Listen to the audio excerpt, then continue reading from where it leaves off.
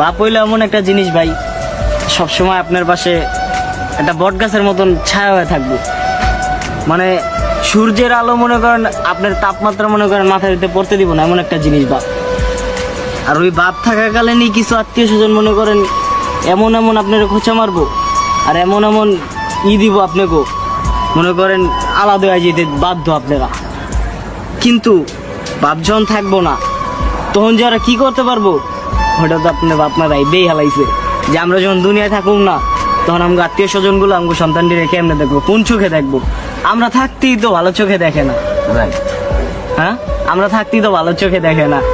আমি মরে গেলে কি? আমি মরে গেলে কি? পোলার লাগে কেমন ব্যবহারটা করতে? তো বাপ ভাই প্রতিটা সেকেন্ডই এক সন্তানের জন্য ভাই ভাবে ভাই।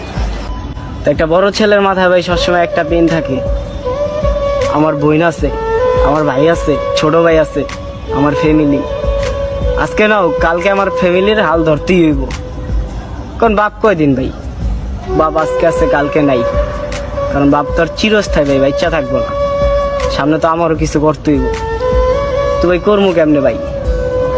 আসলে কিছু মানুষ, কিছু আত্মীয় স্বজন এমনভাবে মাঝে মাঝে অপমান করে, এমনভাবে মনে করেন আর্থিক অবস্থার জোর দেখায়, মানে মনে হয় না যে এগুলো আমার রক্তের সম্পর্ক। এগুলো আমার কাছে মনে হয়